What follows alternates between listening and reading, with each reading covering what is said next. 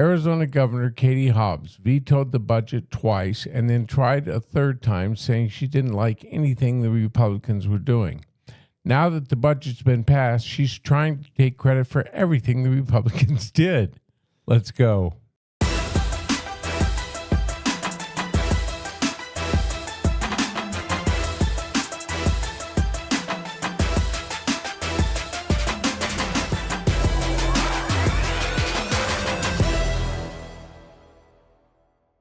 Hello, everyone. Welcome back. Well, to help us break it all down, not just the budget, but a lot of upcoming issues, we have once again our guest, State Representative Lupe Diaz from LD19. Thanks, sir, for being here.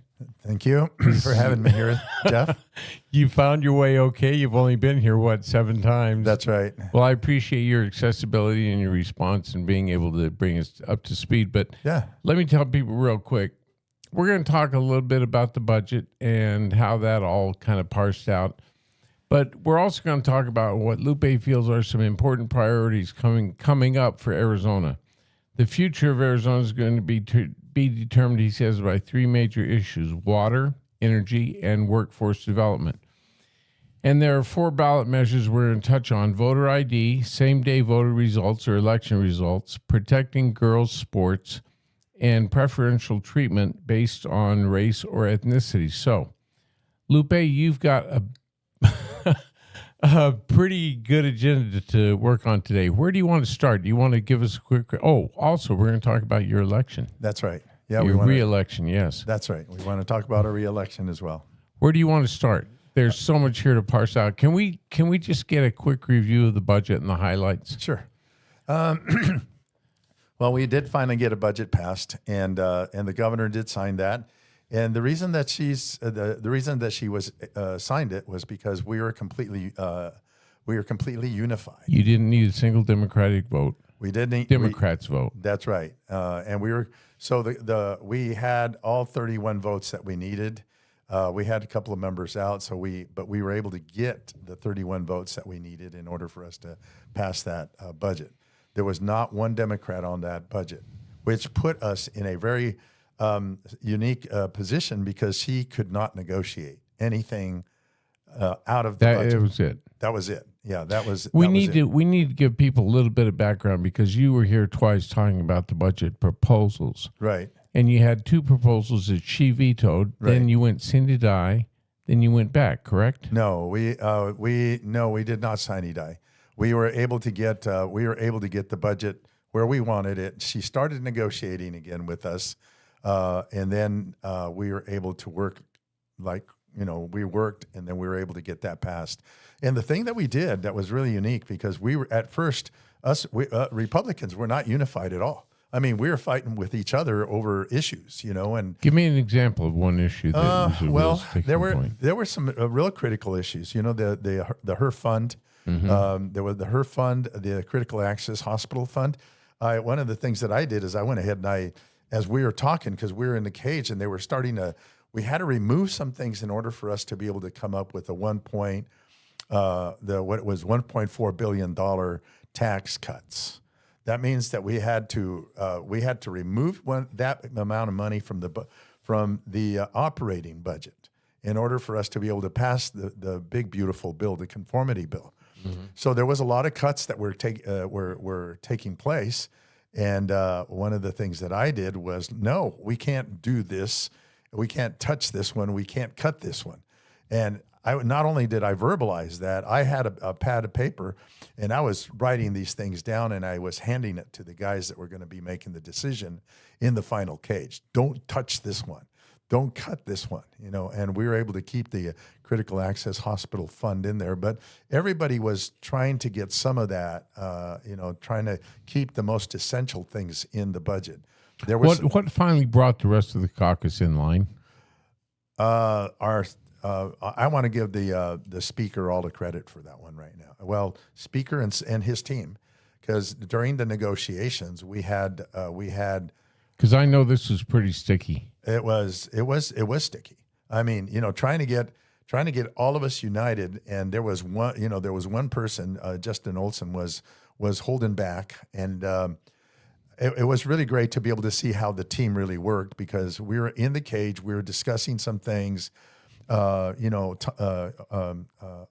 Justin Olson was not really happy with what was going on, and he had some legitimate concerns. He had some really legitimate concerns about how the budget was working, but we weren't really getting down to why he was opposed to it. And in a negotiation process, you need to get down to the bottom of right, so that you can negotiate. And it took us like 3 weeks to get there. Working the budget, negotiating with him specifically. Once we understood where he was at, and the way that it turned out was we had a very patient speaker, and he'd say, Speaker is Speaker of the House Montenegro, Steve Montenegro. Okay. Yeah, and a great speaker, good leader, and good negotiator. Very patient. He'd say, okay, this is what we want to see. We want to see 100% of you on board on this one. We don't have it now. What we're going to do is we're going to wait until. And that was strategic so that you could get it past Hobbs. That's right. Exactly. Yeah. And we weren't there yet. And we weren't there yet for like 3 weeks. We were meeting, every other day, and we weren't there yet. Things were getting changed a little bit. Once we finally got, and it was great to be able to see some of the members begin to ask questions, and they weren't accusatory. They were clarifying questions. What if we did this? Does this work? And once we got down to the bottom of that, to where we could really understand where he was at, it was like the door opened up, and then all of a sudden we had everybody on board. Well, instead of focusing so much, because I think people get the idea this was pretty complex. What were some of the issues? Something that we talked repeatedly about was a conformity bill. Right. To bring the state's tax code into conformity with the new federal tax code. Right. Where did you end up with that? Because that had tax cuts for working families. It did. I think a $6,000 additional in addition to the standard tax deduction. Wasn't there were tax breaks for daycare?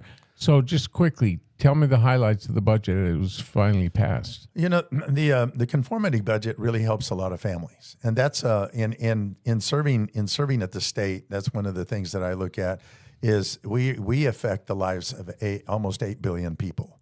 8 million people. And say Arizona really grew. Yeah, it did. by several zeros. Yeah. No, what we do is we affect the lives of 8 million people, and so we really look at that and how the conformity bill that came to us. It's the big beautiful bill, Trump's bill that and makes Hobbs these hated that tax cuts. Yes. Tax cuts that allow the families to hold on to more of their money. That is the basic thing. And and yes, I'm up for re-election. I'll answer your question here in just a little bit. But my view and everybody's view was, how can we help the families here in Arizona to be able to keep the money in their pocket? We don't want to overextend their tax their tax liability. So when that conformity bill came down, we looked at that and said, oh my gosh, this is going to help a lot of families. And so, yes, it does help a lot of families with no tax on tips, no tax on overtime. There's going to be a child tax credit on there. Helps seniors too with $6,000 of tax credit on their retirement income, which is really, really great. In addition to the standard tax deductions. Right. In Right. addition to and over the years, 2 years ago, we went ahead and we passed the 2.5% flat tax, which helps all of Arizonans. We're putting more money into the pockets Helps of areas. even Democrats. Even I'm Democrats. going to point that out. Absolutely. It's interesting absolutely. because Democrats try to champion themselves as the champions of working class poor and working class families, when in fact they do the opposite when it comes to issues like the budget. They work against them. Yeah. You didn't have a single Democrat go along with this. No, absolutely not. Not one of them. And They love the catchphrase, well, it gives tax breaks to billionaires and industry and all of that. There were some tax breaks, but they were all to incentivize. Right. And these incentives, a lot of people, folks, we need to understand that a lot of these incentives are to help small businesses, especially small businesses on this tax conformity bill. There's there was a few for, the bigger industries, but most of them were for small businesses that employ people. I mean, they're employing people that they're maintaining their families. They're earning money to go ahead and just raise their children and have a good life. And so that's the kind of thing that we're looking at. We're always looking, or at least I'm looking at that. What can we do to keep the people moving forward? Arizona is a great place. Arizona has a bright future. I'm going to tell you that right now. With this tax conformity, and we're the only one in the nation that passed the conformity bill, which is it's great. It's just amazing. So we were in Washington D.C. this last week, and no, we did not get to see the president or go into the White House. Too bad. That'll come. But we were at the Dwight Eisenhower building, huge building, and we got to meet with each of the members of the Trump cabinet. We got to meet Dr. Oz, Dr. Burgum, which is the Interior Secretary, all of them. We talked Rubio? We did not get to see Rubio. He did not show. He might have been at the G7 building meeting as well. There was a lot going on. There's a lot of going. But the thing is that they recognize the fact that Arizona is working hard to bring these monies to the American people and to Arizona's residents. It's really good, really good. Well, give me a real quick highlight rundown of what you think are the most positive aspects of the bill, of the budget as it was passed. We've talked about incentivizing small business, the tax breaks for working class families. Right. What are the other highlights in your mind? Well, one of the some of the highlights that that we so those were the major highlights that we had. There's also Well, Lupe, let me ask. So a lot of people can expect tax breaks. Yes. Starting in January, starting now, when the budget is passed, when? It'll be in 27. So one of the biggest highlights that we that can't be derailed. No, Okay. It cannot. It is now signed into law. Okay. It is now signed into law. So one of the biggest highlights that a lot of the young businesses the small businesses were looking at having to refile because of our documents that were sent out, or that Hobbs went ahead and approved the documents with the Department of Revenue here in Arizona. That was in March or April. Right. And everybody was filing their tax based forms on that. Based on those forms. And we had not passed it at that time. And it wasn't until we passed this bill that it matched the documents. Otherwise, they were going to have to refile, which would have cost money, time, and effort away from the business and that kind of thing. And so we were able to get that done. And that was one of the biggest highlights. That may seem to people a minor thing, but it's huge. It is huge. Absolutely huge. I don't like to file. Hell no, do it again. It's like going to the dentist. No, it's worse. So, there's and I say that, that Arizona has a bright future, and we're looking at that is because of being able to serve at the state level. We're able to, we're seeing a lot of problems up there, but the solutions are coming forth now. And we're able to, we're fixing the agencies. We're looking at some of that kind of stuff. I'll give you an example is like with the state trust lands. State trust lands has done a horrible job at managing their lands. And it's, a lot of that money goes, into that 123, and the money goes to education and 13 other agencies. Right. That's supposed to. Yeah, it's supposed to do that. But how they were undercutting a lot of that by not getting the full assessed value of the land. Lupe, I want to point out, we can walk out the door and go 50 yards in either direction, probably step on state trust land. State trust lands, right? The state of Arizona owns a lot of land, yes, millions of acres. Right. That's referred to as state trust land. Well, what is it held in trust for? Transactionally, it's supposed to raise money if land is sold for education, like you said, in 13 other agencies, but primarily education. Right. All right. So with that little basic summary, go ahead. Yeah. So what they were doing was unilaterally, the director was selling land at under assessed value, and then they started leasing lands rather than selling lands to especially the solar farms. Now that's statutorily allowed. They don't need the legislature to weigh in on that. Well, we have. And so normally an agency will get up to 8 years extension, to continue that agency. Every agency in the state comes to the legislature to have a continuation. That means that they can continue Of funding. operating.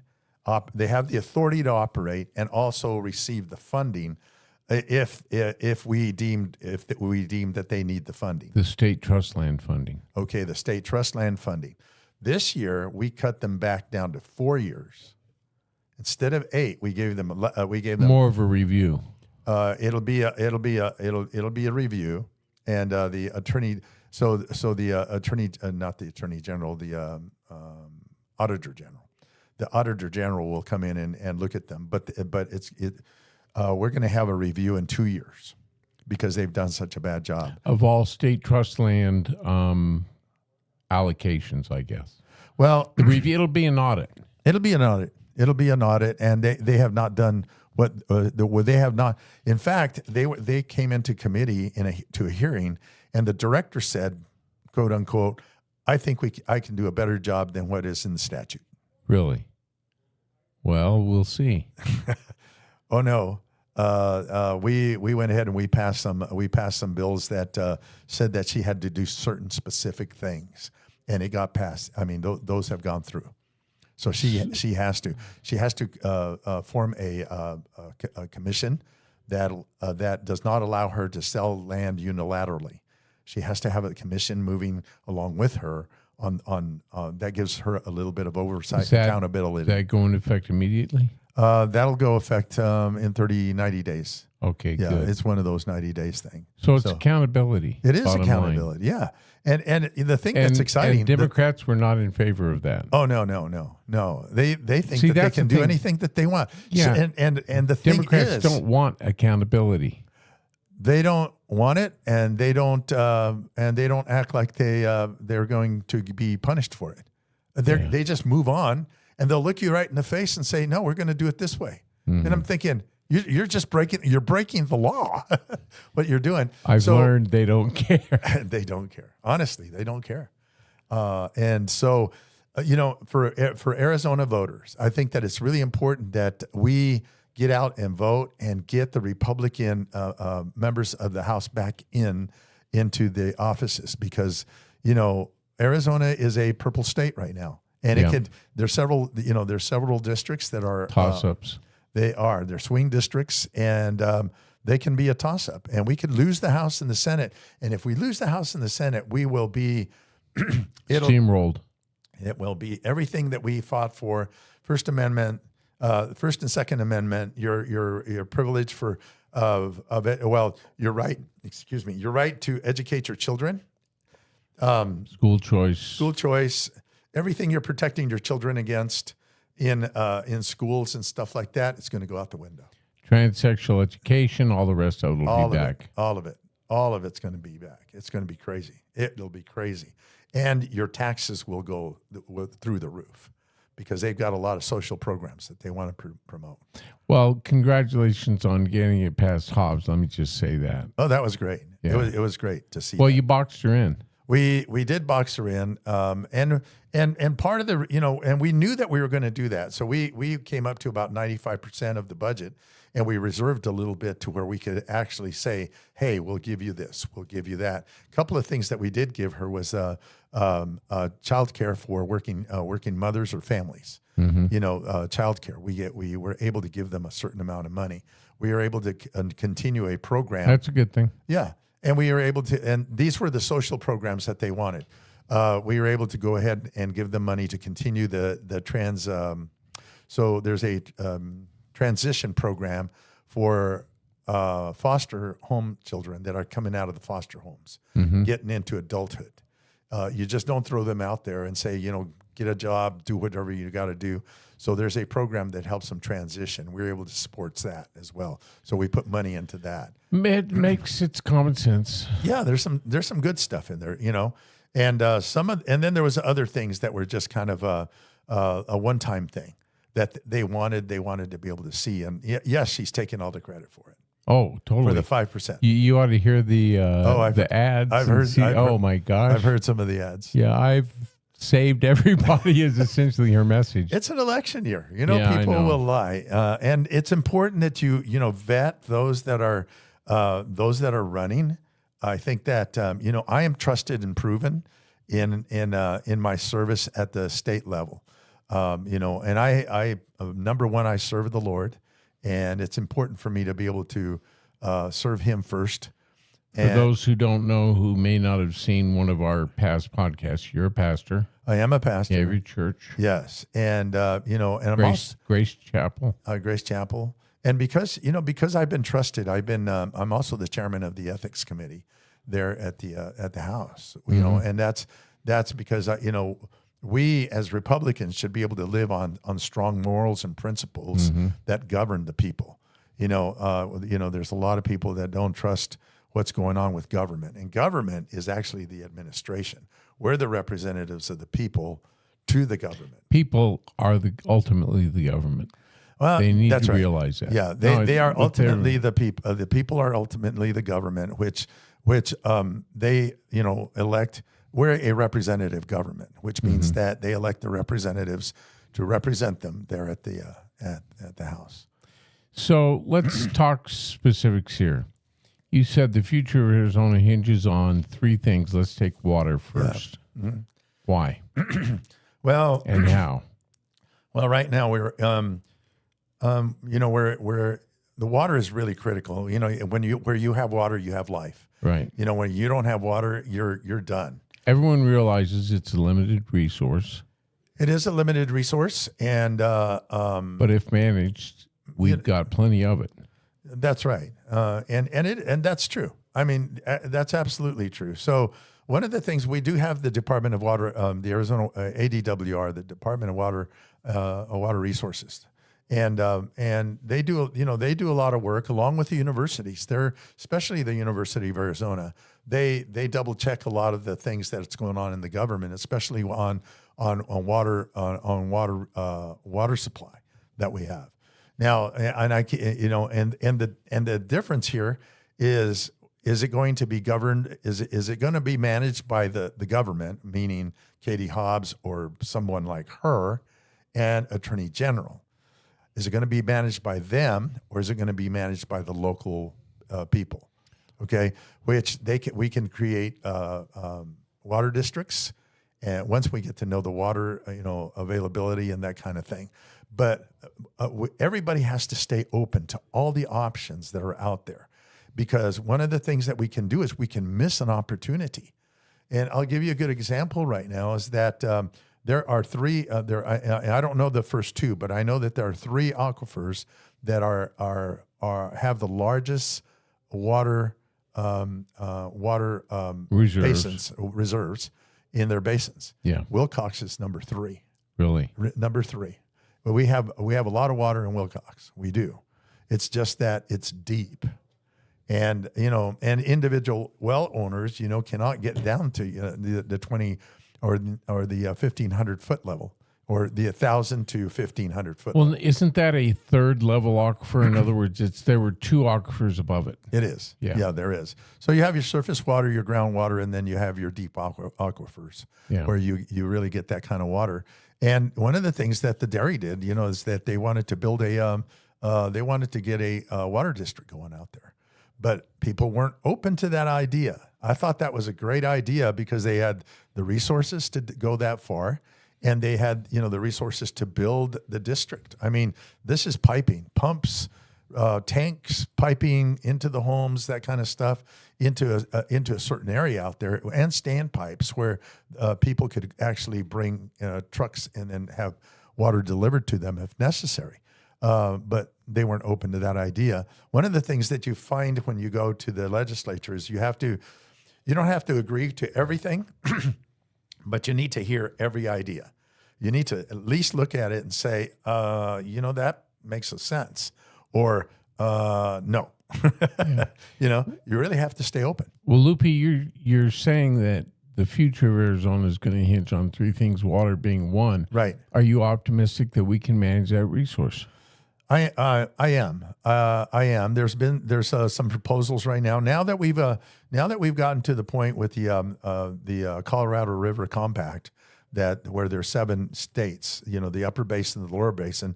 The lower basin has finally decided, look, we know that the upper basin is not going to give us any water, and they just decided, we don't care if you need the water, we're just not going to do it. We're seniors in this compact, and you deal with it. Mm-hmm. So now we're having to deal with it. And we put a lot of money from the budget into water. First, it's going to be litigation, and then also to resources. We're looking at we're making a deal with California right now to be able to get some of their water from the desal plant that is in San Diego. There's another one in desalinization, and another one over there in California. And then we're also looking at the cost of desalination. One of the things that we've done over the years since I've been in office, again, we've had $200 million of money sitting in an account. Now this is where the counties come in. We have to realize that the counties have to also get involved in this kind of stuff on recharge projects. I think recharge projects are really important. Now, there are two of them here in Cochise County. Now you're sounding like an environmentalist. Yeah. Well, I just say that because that's a good thing. It is. I'm pointing out you have to manage the environment. Recharge projects need to be done. Right. Democrats would say, "Oh, Republicans would be against that," but we're not. No, not at all. In fact, we've been the champions over that one. Because we realize that anytime you have water, rain or any of that, mm-hmm. it's running off into the rivers that we call rivers, right? And it goes nowhere. I mean, that kind of recharge takes a long time to get under there. And if you can create if you can capture the water, create a recharge area, then it gets into the aquifer a lot quicker. Mm-hmm. And we can do those kinds of things. But, and like I said, the future of Arizona I think that it's wide open to us. It is, if we just take advantage of the resources that are out there. What happens is we get caught up in the, what is it? Minutia. Yeah. And there's this one thing that it talks about the tyranny of the urgent. Oh, okay. The tyranny of the urgent. Everything becomes so urgent, but when you start planning, you get drawn away from that, mm-hmm. and then you forget that we need to plan for the future. That's why. So that's one of them. Energy. We do have water in the state in a lot of different areas. It's going to come down to the local counties to be able to begin to manage some of that, and energy. Energy is another one. Arizona's growing at a tremendous almost exponentially, pace, yes, at a tremendous pace, and we are almost maxed out on our energy grid at this time. Now, one of the things that we're looking at, and I'm praying, I'm really praying that this drought that we have been in, and we've been hearing about the El Nino that's coming, which would really help the western region, mm-hmm. To be able to help the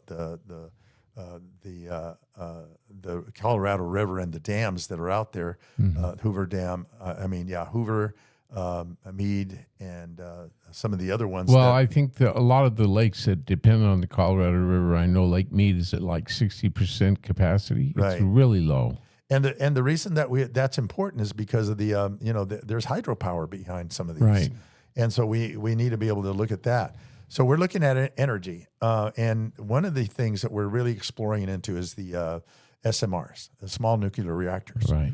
And everybody is afraid of those, because there's uranium. They're also called modular. And modular units, yeah. Yeah.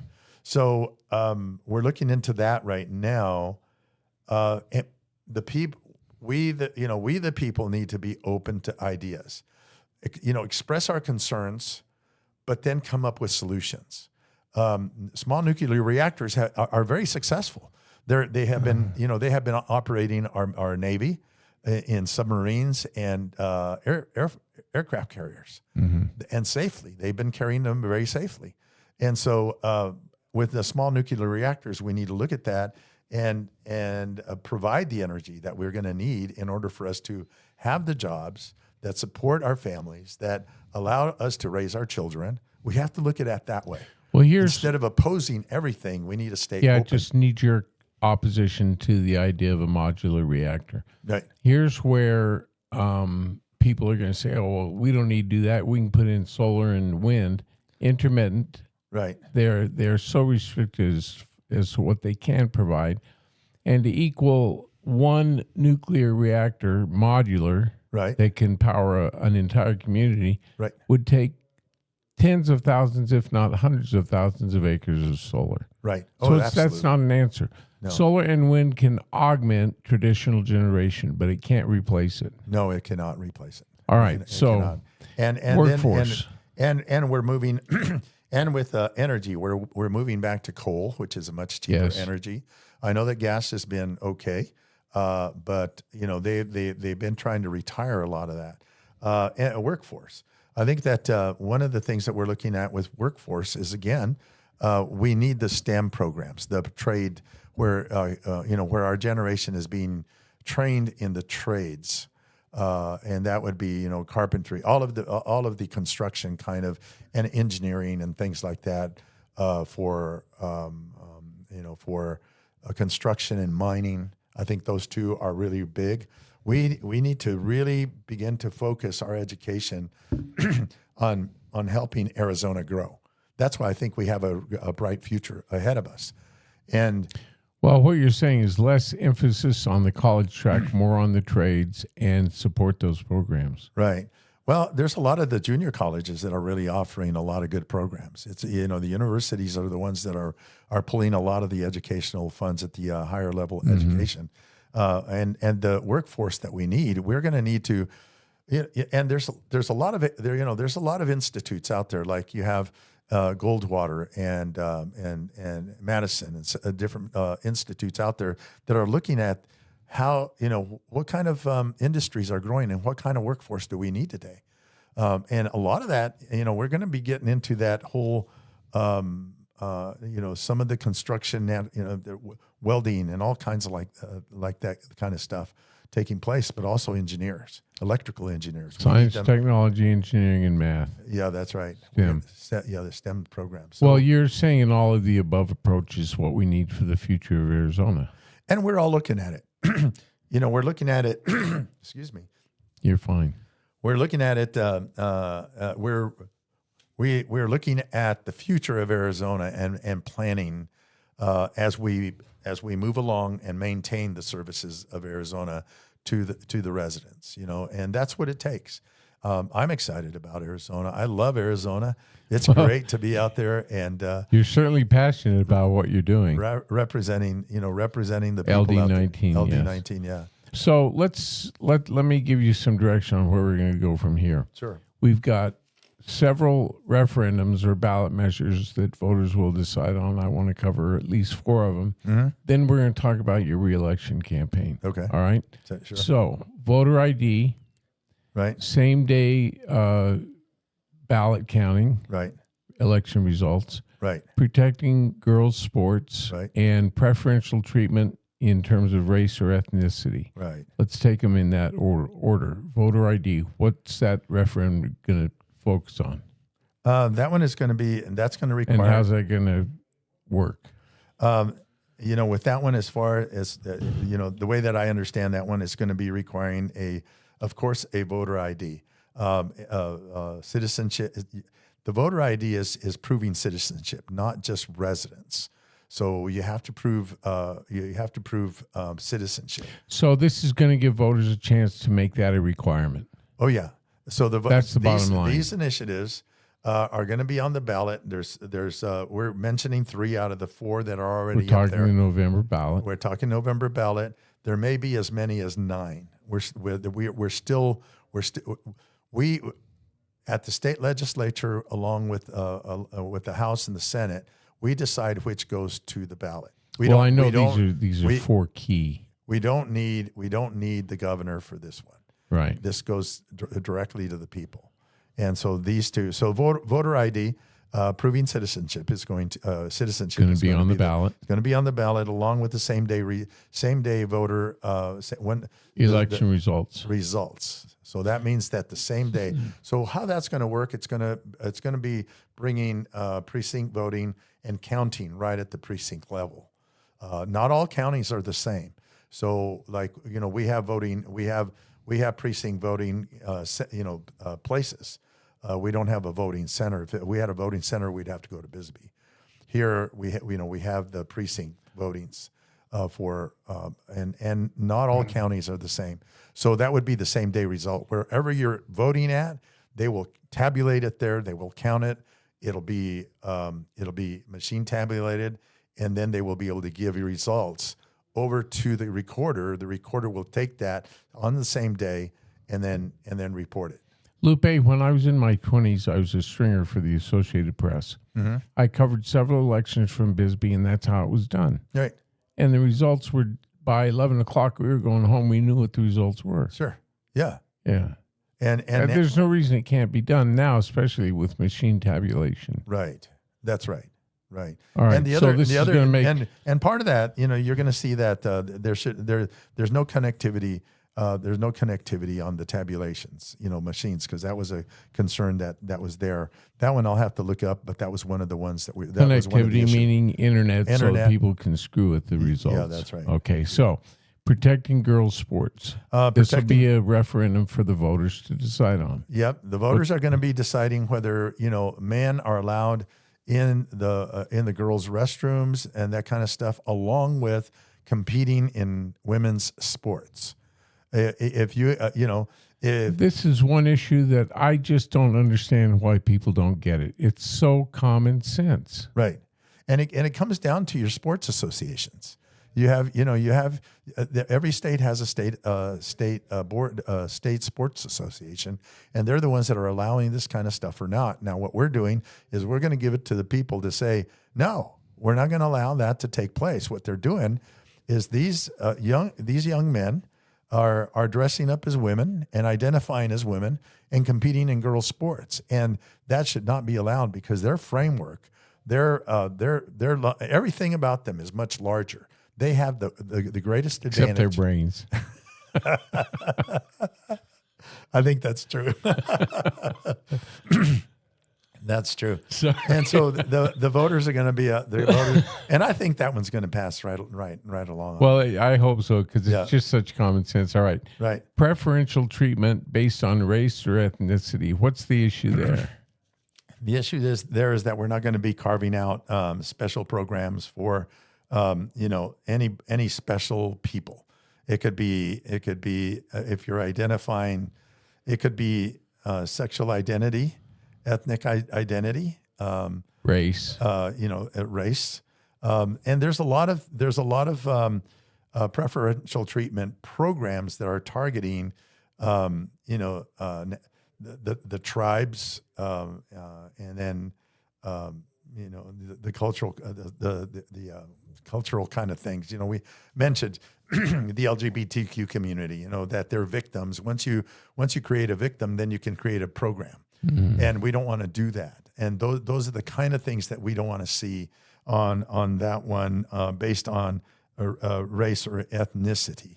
You can call on race that it's you're being violent, your rights are being violated, and it ties down to a lot of the civil rights.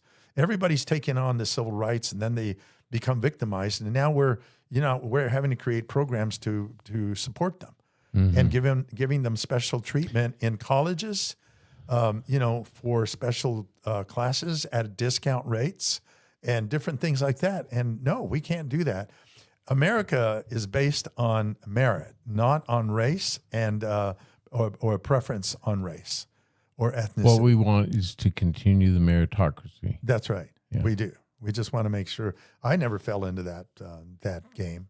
I thought, if they're going to do anything, if they're going to hire me on for anything, it's going to be on my merit and my skill, my knowledge, my willingness to work, and I'm not going to. Well, I'll point out the obvious, Lupe. You're Hispanic. That's right. And you never felt that you had to have preferential treatment because of that. No, absolutely not. Ever. Yeah. Never. ever had that. And it's Have it's you ever really, felt disadvantaged? I mean, that's what on occasion, but I don't take it seriously. I mean, I don't. You know what? I was looking at this whole June. I'm going to get myself in trouble here. Go ahead. This whole thing with Juneteenth that took place. It's just Sure. And of course, there's history to every race. Every race has been minimized and Persecuted in some way. Yeah, they have. Every one of us. Every. It doesn't matter what hue you have, Well, or don't have. I'm an old white guy. Yeah, that's right. Yeah, now you're getting. So I'm singled out. Yeah, you are. No, I'm not. I can't claim that, but it's true. Race and ethnicity has been taken advantage of. Everybody has taken. So advantage. we start on that premise, but we don't let that be a crutch. No, and if you prove your worth out there, That's what this country's about. People are colorblind. They really Yeah. people become colorblind after a while. They don't see your color anymore. They just see you as a person. That's the way it should be. And we find that all the time. And it's a civil rights thing that says, I have a right to my background. Well, wait a minute. American doesn't mean that you're just of one race. We've got a multitude of races. And, in the scripture, it talks about every tongue, tribe, and nation. Everybody's equal there as well. So I can tell you a lot of stories about some of that. Well, where we're challenging the fact that, no, you don't get preference. You don't get preference because, you're Native American or you're black or you're Mexican, Hispanic or white or Asian. You don't compete. In fact, I walked into an elevator at the house, and there was an Asian guy. Sounds like a joke. There was a black guy. I walked in as a Hispanic. And, quite a mix. Yeah, it is. And no old white guy. I should have been there. And the Asian guy says, "Well, welcome to the White Caucus." Really? I'd like to meet that guy. That's Quan Nguyen. I know who he is, yeah. Oh, he loves to joke around about like that. But that's right. The Democrats were calling us the White Caucus. Oh, wow. Because we were part of the Republican Party, part of the White, caucus. Yeah. And we were joking about it, that, well, welcome to the White Caucus. So the bottom line is this is going to be another referendum issue that the voters will get to vote on. They'll get to How vote do you on. feel about it? On some of these, I think the voters are going to need to be really, educated. Read your material, ask questions if you don't know, and if I don't know on it, I don't know everything. We call our staff folks. They can call back. They'll call you back personally. Yeah. And they will talk to you about it, and they can unpack some of this for you. All right, Lupe, we've been going almost 45 minutes. Wow. 45 minutes. So let's talk about your reelection. My reelection. So one of your primary responsibilities as as a representative to your constituents is tell us what you've done and what you're going to continue to do. Yeah. So how are you campaigning? So, well, we're campaigning. Of course, we're well known in the community. We're well known in the district, District 19, and pretty well loved. We have done excuse me. One of the reasons that I ran was because of the I wanted to make sure that our constitutional rights are protected. Mm-hmm. So during COVID, we saw a lot of things. We were in cancel culture. We were being forced to wear masks, take the jab, close down churches, close down any kind of travel that was going on, and it was all unconstitutional. The governor was up there, and I thought, and then you had, during COVID, what was happening in the schools was then uncovered. And I knew that was taking place all along because, I ran a Christian school, an alternative school to the public school, to allow parents to have that alternative. So there's a lot of freedoms that are being taken from us. And I did not like that at that time. And I had a lot of opinions about that and thought I could fix it.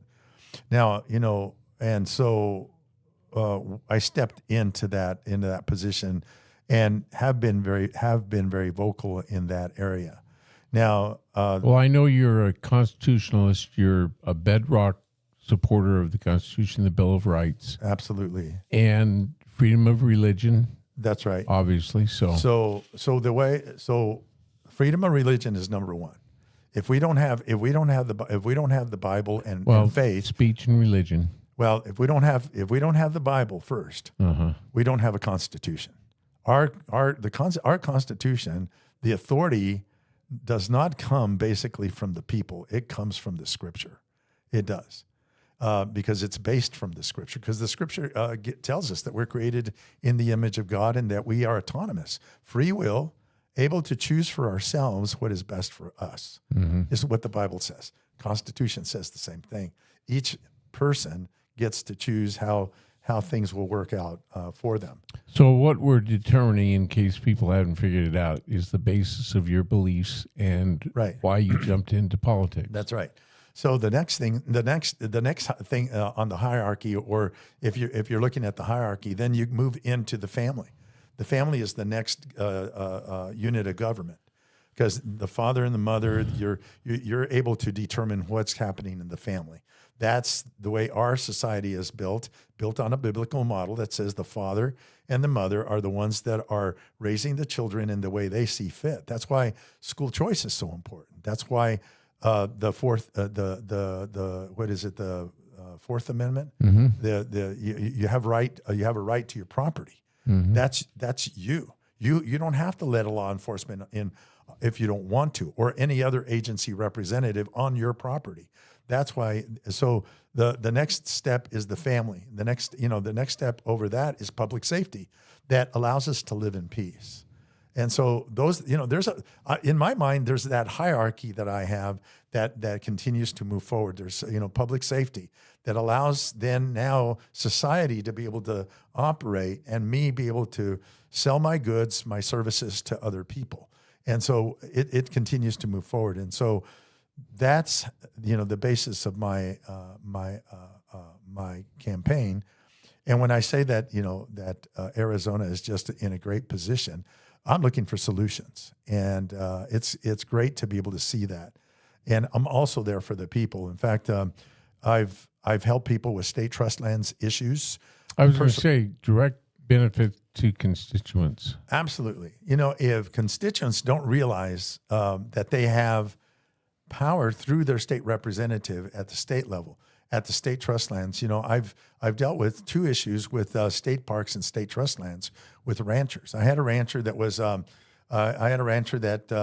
was being threatened by another person, saying that they were going to report them for a violation that they had already reported them. So I got a hold of the state trust land with their case number and everything, and they said, we got them together with a director, and they got on the phone and they looked up the case, and there was nothing there. And they were relieved because they didn't know whether this was true or not. Another case that I had was it was the state parks department. We had a rancher up here. His name is Neil. Well, let's skip the name. Yeah, yeah. So a rancher up. Rancher had up here at the Karchner Cavern area, and he was adjacent to the Karchner Caverns State Park. Part of that property went into that area, but they had an agreement with the state parks department and a lease for that land. The administration coming down the hierarchy said, no, you can't let the rancher into that property. And first question that I had when the rancher called me said, well, I asked him, I said, do you have a contract? And he said, yeah, let me see it. And it goes back to 1982, 84, something like that. And it specified each piece on what they were supposed to allow that rancher to have in perpetuity. So I called the state parks director because I'm at the state level and I know him well. So I said, hey, there's this problem going on down here in Benson, Arizona. Can you help me? Oh yeah, real friendly guy, real friendly. Took care of it, and he did. He took care of it. He went ahead and took care of it. And the contract said that they would provide water from the well and drinkers, and they improved the well. They installed a drinker for the rancher. The rancher did. No, the state parks. State really? Parks did Wow. that for him for the inconvenience that they had because of the management they had going on. Yeah, and I'll tell you what, those folks are just happy as all get out.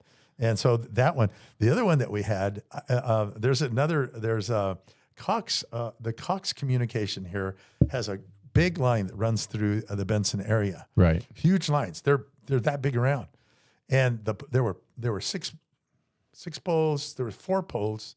Can't remember. There was a set of 4 poles that ran the lines across the river. So you can imagine the weight that's on those lines. Oh, wow. Part of those poles were on private property.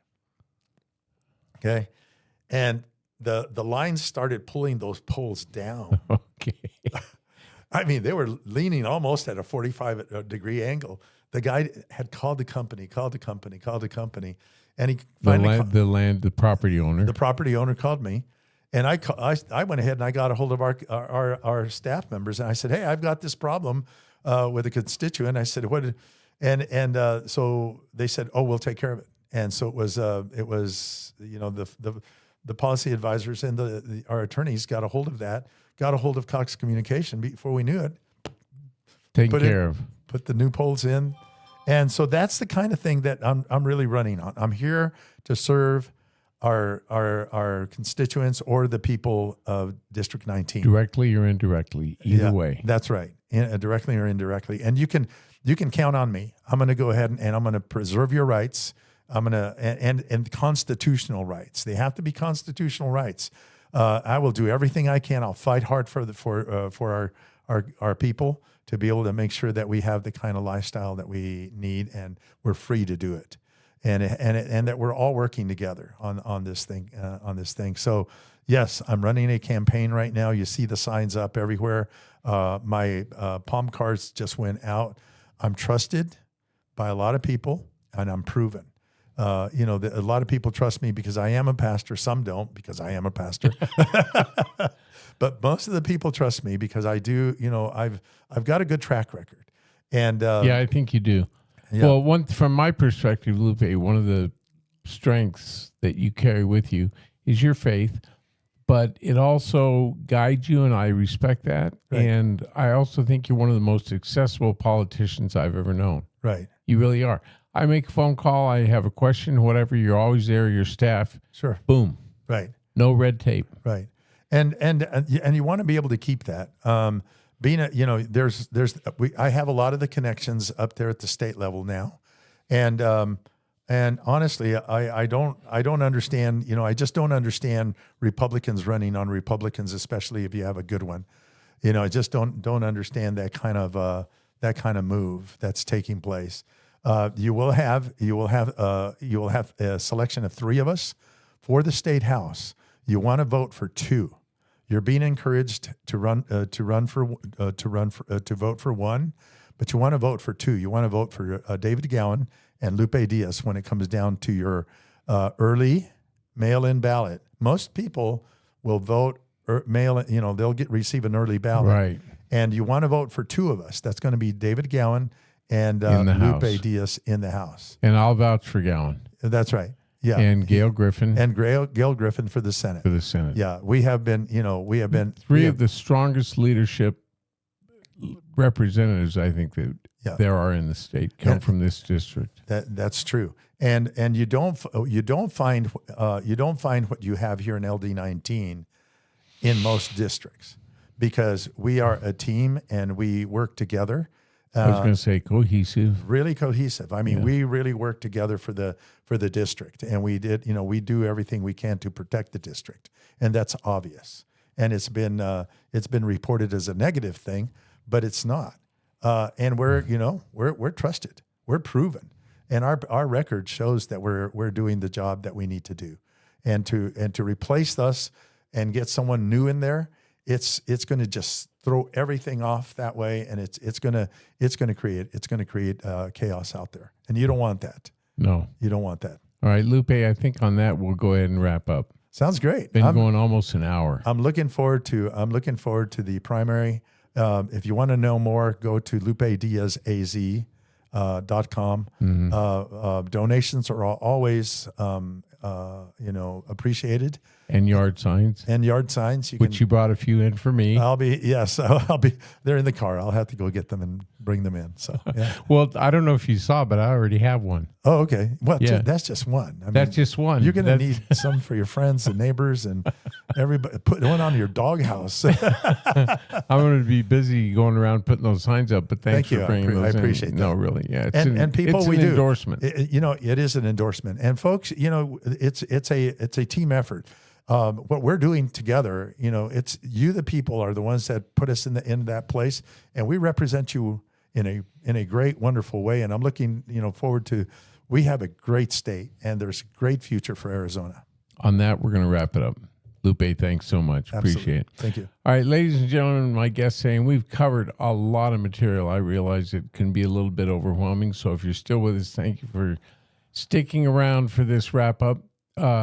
My guest today, again, State Representative Lupe Diaz, a proud Republican, a constitutionalist, someone who's bedrock and reliable, and I vouch for him. It's my podcast. I can do that. On that note, catch you later.